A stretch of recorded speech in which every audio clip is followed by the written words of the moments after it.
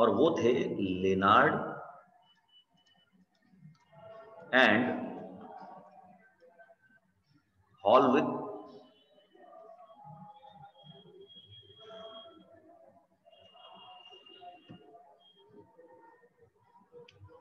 Lennard and Hallwachs experiment. जो books में diagram दिया हुआ है ना, मैंने उस डायग्राम को अपने लिए थोड़ा सा चेंज किया है ताकि आप आसानी से याद कर सकें। इसमें एक गिलास की ट्यूब है, क्वार्ट्ज की, सॉरी, ये डिस्चार्ज ट्यूब है जो कैथोड रे एक्सपेरिमेंट में यूज की गई थी। इसमें हमने 2 इलेक्ट्रोड लगाए, बिल्कुल वैसे ही जैसे डिस्चार्ज ट्यूब में होते थे, एक यहाँ एक यहाँ। आप मान सकते हैं कि इसका नाम P1 रखा गया है और इसका नाम P2। इसे हम परमानेंटली नेगेटिव पोटेंशियल देंगे, इसे परमानेंटली पॉजिटिव। इसका सॉरी परमानेंट नहीं होगा, इसको हम चेंज कर सकते हैं।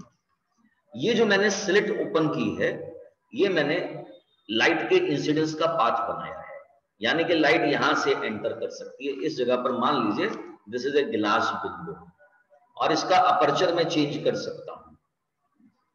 This is a glass window.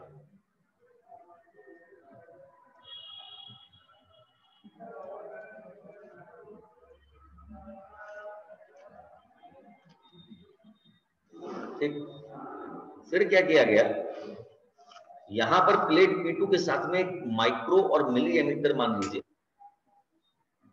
Attach किया गया। कौन लोग,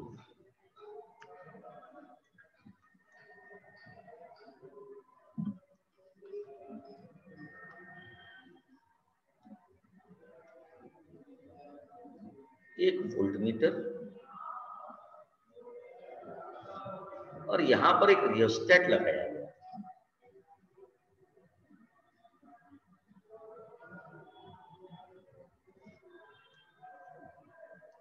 और रियोस्टेट में भी नेगेटिव पॉजिटिव को जरा ध्यान से देखिएगा।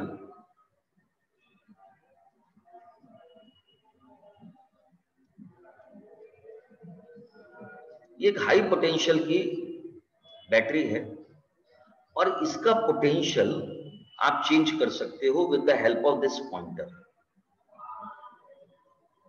आप पोटेंशियल इस डिवाइडर की भी हेल्प से कर सकते हो और ये जो पॉइंटर है ना, इसकी हेल्प से अगर आपने पॉजिटिव पे लगा दिया तो प्लेट P2 का पोटेंशियल पॉजिटिव होगा और ऐसे नेगेटिव पर लेगा तो नेगेटिव लगा दिया।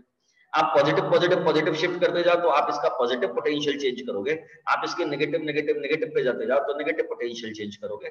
ठीक है, तो ये जो है ये पोटेंशियल डिवाइडर है। ठीक, तो ये मिली एमीटर लगा हुआ है।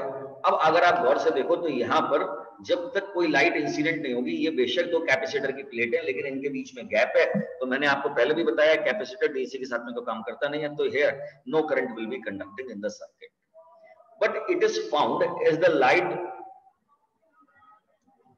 Incident here. जैसे ही लाइट यहां पर इंसिडेंट होगी, मालूम पड़ा कि मिली एमीटर में करंट आ गया। इन्होंने ये कहा कि यहां पर मिली एमीटर में इलेक्ट्रॉन करंट कैसे आया, क्योंकि लाइट जब इस प्लेट P1 पर इंसिडेंट हुआ तो इसने इलेक्ट्रॉन्स को रिलीज करना शुरू कर दिया। This is a high frequency radiation.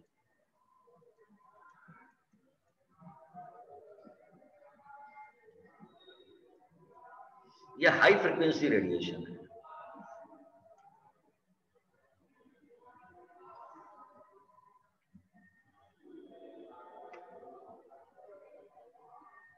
यह हाई फ्रीक्वेंसी रेडिएशन है और जब ये मेटल की सरफेस पर इंसिडेंट हुआ तो सर्किट में क्या हुआ, एक करंट फ्लो करने लगा। मैंने आपसे कहा कि मैंने यहां पर अपर्चर बनाया हुआ है, ये लाइट जो है इस अपर्चर की हेल्प से इस पर इंसिडेंट होगी।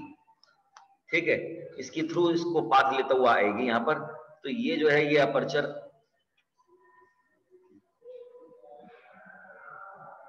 और जो लाइट है वो सर इसके थ्रू आ रही है। तो आप जैसे जैसे अमाउंट ऑफ लाइट इंक्रीज करते जाओगे वैसे वैसे amount of current in the circuit increase होता जाएगा। तो इन्होंने पहला ऑब्जर्वेशन के तौर पर ये ग्राफ देखा कि अगर मैं एक्स एक्सिस पर amount of light और y एक्सेस पे करंट को रिकॉर्ड करूं तो एक स्ट्रेट लाइन होगी। तो जैसे जैसे आप सर्किट में आने वाला अमाउंट ऑफ लाइट इंक्रीज करते जाओगे वैसे वैसे यहां पे करंट की वैल्यू क्या होगी, इंक्रीज हो जाएगी। क्लियर। फिर इन्होंने क्या करा, तो as high frequency radiation allowed to incident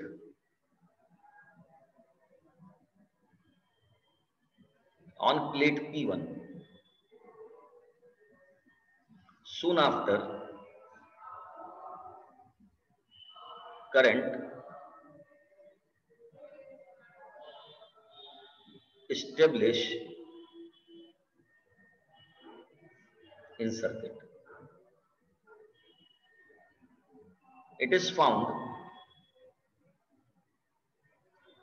that on increasing intensity of light,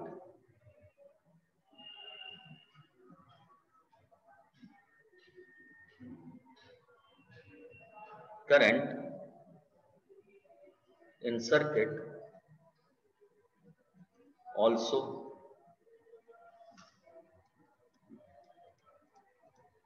increases. तो इन्होंने ये देखा कि जैसे जैसे अमाउंट ऑफ लाइट बढ़ती गई इस स्लिट के थ्रू वैसे वैसे सर्किट में करंट का वैल्यू बढ़ता गया। अब इन्होंने क्या करा, now the potential of the plate P2, anode potential, इसका नाम रख रहा हूं मैं anode potential, that is potential of plate P2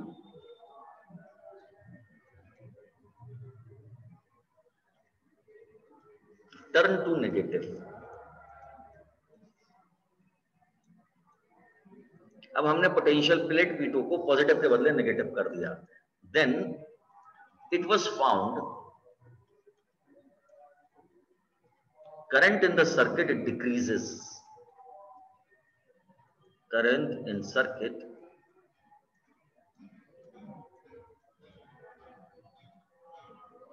but not become zero.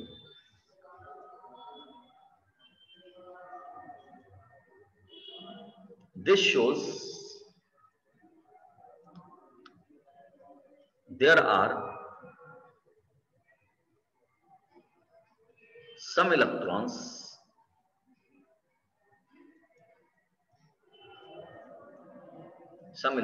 which have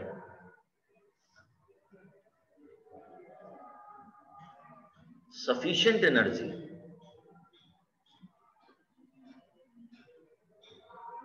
to reach to anode P2 in spite of its negative potential. तो negative potential होने के बावजूद अगर उस पर इलेक्ट्रॉन पहुंच रहे हैं, सो electrons released from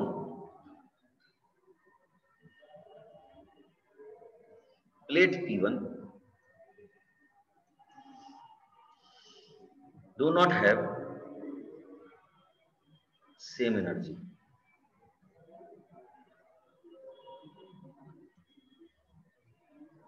To stop the flow of these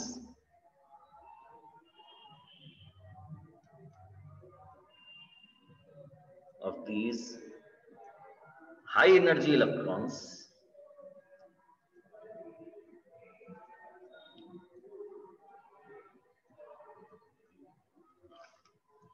more negative potential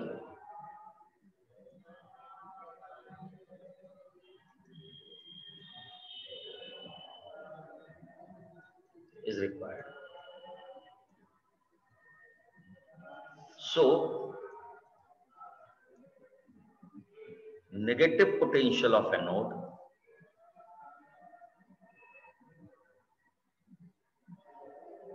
of anode at which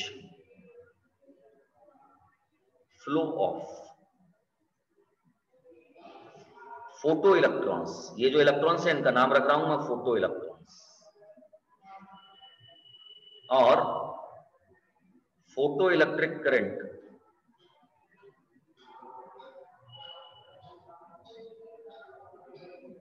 in circuit becomes zero is known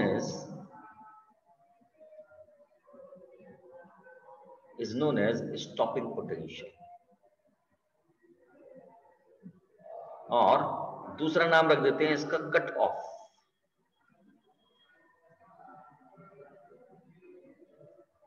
और रिप्रेजेंट करेंगे इसे V0 से। ठीक, तो मैं अगर एक नया ग्राफ लेकर चलूं, या फिर अगर मान के चलें कि एक्स एक्सिस पर हमने एनोड पोटेंशियल लिया,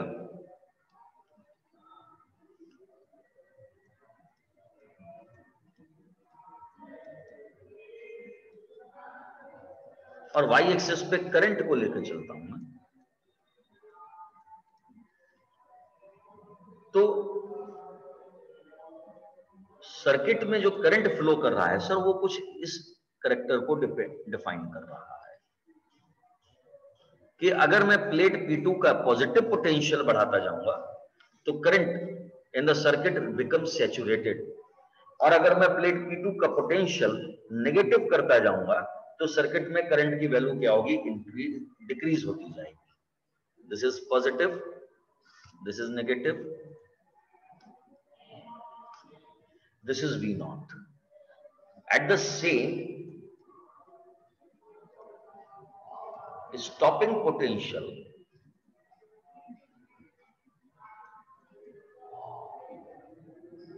V0 if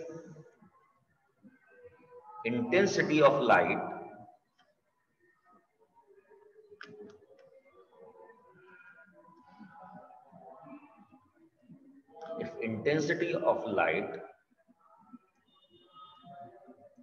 coming through window is increased,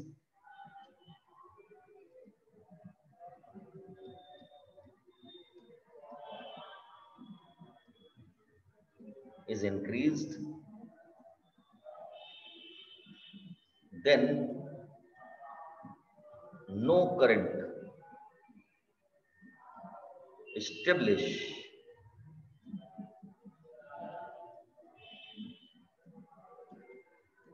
this shows on increasing intensity of light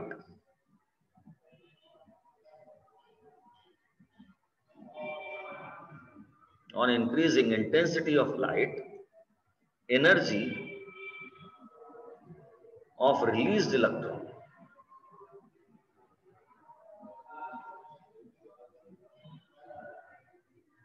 does not change.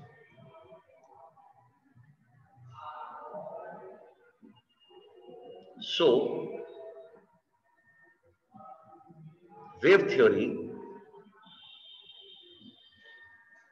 cannot be used to explain this effect. क्यों? क्योंकि वेव थ्योरी कहती है इंटेंसिटी ऑफ लाइट मतलब energy of light, जितनी ज्यादा intensity उतनी ज्यादा energy. तो यहां पर ये बात क्लियर हो गई, आप इंटेंसिटी बढ़ा लीजिए लेकिन एनर्जी नहीं बढ़ेगी। ठीक है, if anode potential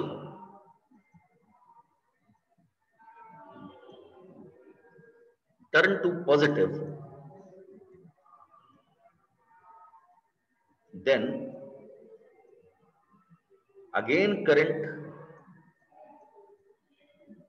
start flowing in circuit.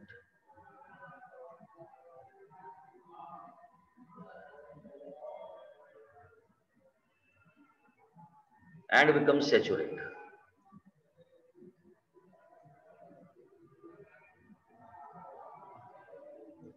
As before. तो यहां पर आपने क्या करा, दूसरा ग्राफ बना लिया इसी पर, लेकिन क्या हुआ, इंटेंसिटी डिफरेंट हो गई। यहां पे इंटेंसिटी I1, यहां पे इंटेंसिटी I2। तो I1 and I2 are intensities of the radiation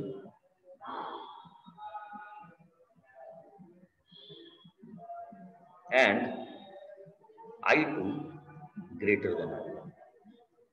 तो एक बात तो क्लियर हो गई कि स्टॉपिंग पोटेंशियल या फिर kinetic energy of the electron does not depend upon intensity. लेकिन क्या किया गया अब,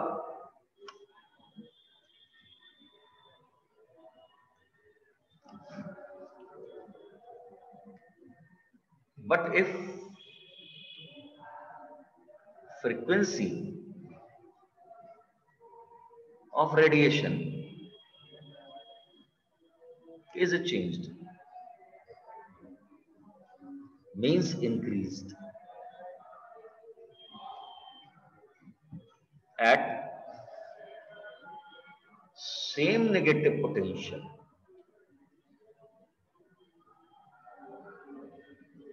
it was found, या फिर हम कह सकते हैं then again current established in the system, then current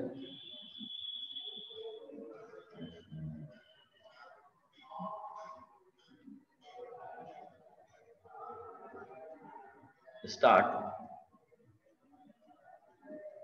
flowing in circuit। यानी कि फिर से हम एक ग्राफ बनाएंगे। This is anode potential on X axis, Y axis पर करंट, और अगर जो मेरा फर्स्ट ग्राफ था वो कुछ ऐसे था, यहां पे आके करंट सेचुरेट हो गया, दिस इज V नॉट, मैंने इसे 1 मान लिया। अब मैंने आपसे कहा कि यहां पर मैंने आने वाले करंट की ये पॉजिटिव, ये नेगेटिव, मैंने इसी फ्रीक्वेंसी पर, इसी स्टॉपिंग पोटेंशियल पर ग्रेटर फ्रीक्वेंसी दिया, तो मालूम पड़ा कि ग्राफ में इसी जगह पे करंट फ्लो होने लगा। ठीक है, अगर मैं स्टॉपिंग पोटेंशियल को आप देख सकते हो, ये करंट इसी पोटेंशियल पर इंक्रीज हो गया। ठीक है, तो करंट सर्किट में स्टेब्लिश हो गया है। और अगर इस करंट का फ्लो हम बंद करना चाहते हैं, and to cease the flow of this current,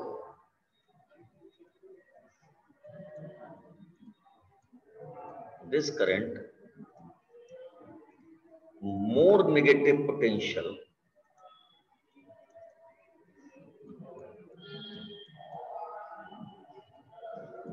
on anode will be required. Hence, maximum kinetic energy of the electrons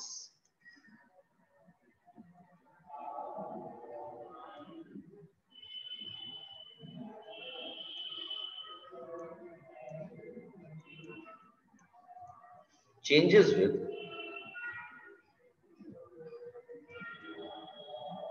frequency of radiation।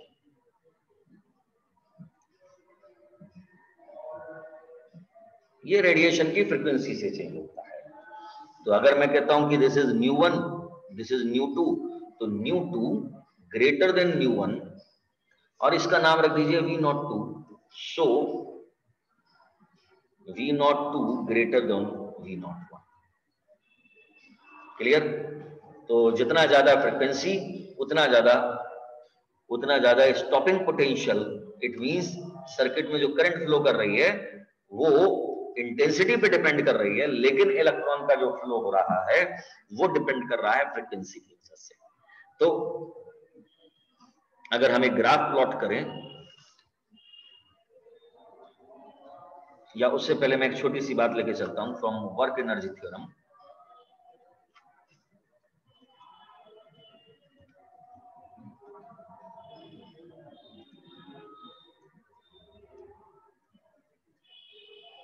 Work done is equal to change in kinetic energy.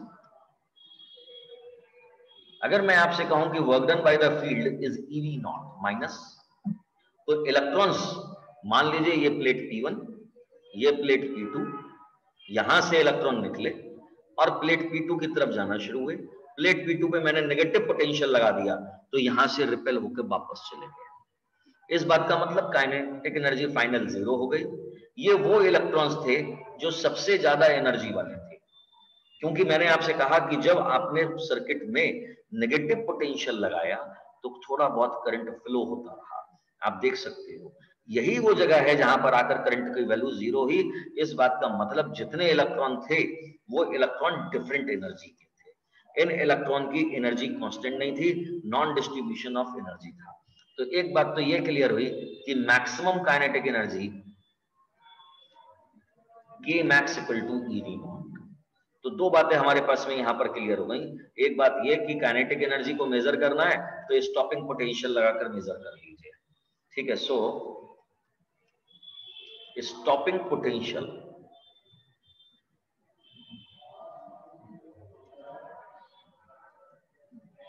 Is a measurement of excuse me sir. Pressure. Sir जो हमारा पहले होता था photo electric effect में formula, sir kinetic energy जिससे निकलती थी H nu equals to H nu not plus kinetic energy. अभी सॉरी, अभी तो आपने एच न्यू की बात ही नहीं करी है। अच्छा अच्छा, ओके सर। अरे नहीं, मैं सर पहले जब पहले हम कब? लोग 10th में थे तो सर ये 10th में photo electric effect, sorry sir 11th में केमिस्ट्री में था ना, H nu minus H nu equals to H nu not plus kinetic energy of electron. बेटा अभी तो आपने अभी वेव थ्योरी की बात कर रहे हो, अभी आप पार्टिकल पर गए नहीं हो, एच कहां से आ रहा है? ओके। आप सो रहे हो? नहीं सर, हाँ उठा हूँ। हाँ। सब आवाज ऐसी है बैठी हुई है। हंसना। Measurement of maximum kinetic energy of electrons, ठीक है। यहां पर मैं मेंशन कर रहा हूं electrons coming out from metal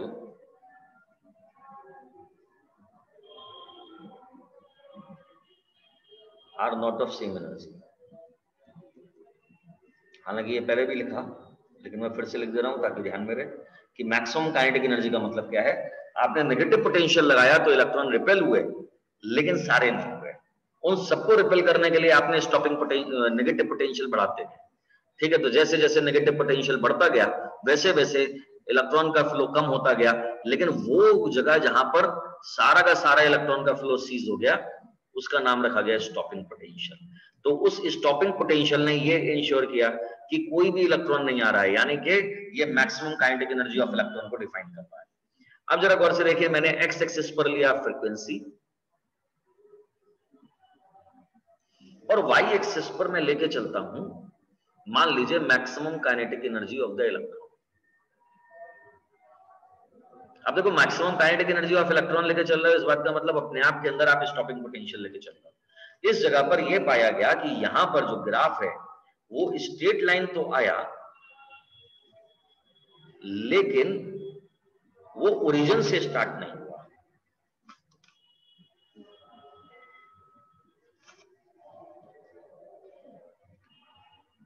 ये स्ट्रेट लाइन आया। अगर हम इस लाइन को पीछे की ओर एक्सटेंड करते हैं तो यहां पर आकर इसने इंटरसेक्ट किया। ये वो फ्रीक्वेंसी है जहां पर मैक्सिमम काइनेटिक एनर्जी क्या हो गई, 0 दिख रही है। यानी कि अगर मैं इससे लेस फ्रीक्वेंसी को इंसिडेंट कराऊंगा मेटल पर, तो उस सिचुएशन में सर्किट में करंट फ्लो नहीं हो पाएगा, क्यों? क्योंकि इलेक्ट्रॉन्स की काइनेटिक एनर्जी नेगेटिव में पाई जाएगी। आप देख सकते हो if the frequency lesser than this, यानी कि न्यू नॉट से लेस फ्रीक्वेंसी आएगी तो काइनेटिक एनर्जी नेगेटिव में पाई जाएगी, जो पॉसिबल नहीं है। तो इसीलिए हमने मान लिया कि इसका लेंथ ऑफ इंटरसेप्ट b, ठीक है। यहां पर स्लोप जो बन रहा है सर वो a। अगर मैं इसकी इक्वेशन लिखूं तो ये इक्वेशन होनी चाहिए k मैक्स यानी कि y equal to a nu minus b। ये मुझे इक्वेशन मिलनी चाहिए इस एक्सपेरिमेंट से। और अगर मैं आपसे कहूं कि if nu equal to nu naught, then यानी कि इस पॉइंट पर k max is 0, so a nu naught equal to b।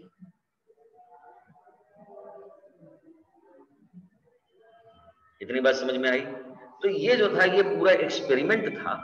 मैं आपके पास में अभी इसके पीडीएफ बनाकर भेज दूंगा, और इसके फिर कंक्लूजन निकले, जो रिजल्ट्स थे, रिजल्ट्स ऑफ एक्सपेरिमेंट, उनको जब लिस्ट आउट किया गया तो number 1, rate of emission of photoelectrons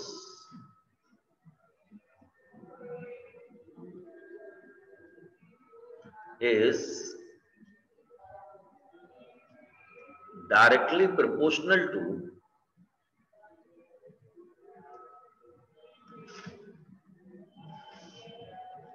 intensity of light। ये फर्स्ट रिजल्ट था इसका। Number 2, maximum kinetic energy of the electrons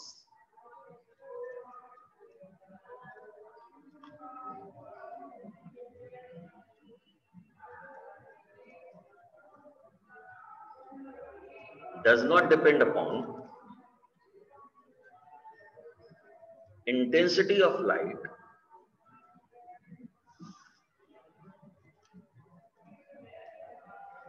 but it depends upon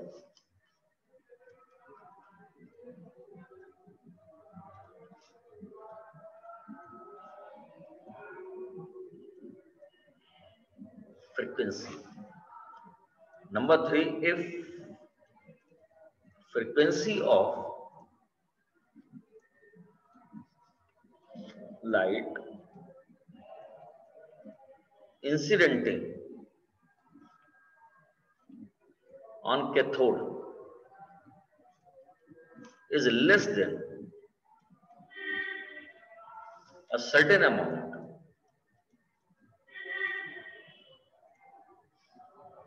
then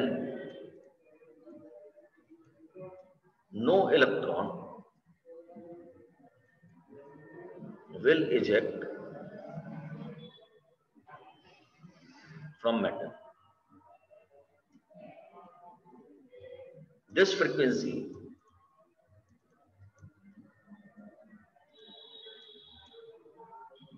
is known as threshold frequency।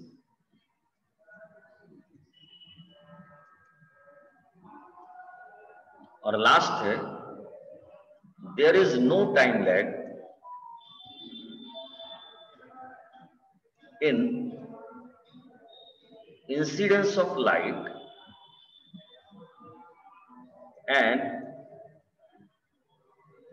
emission of electrons।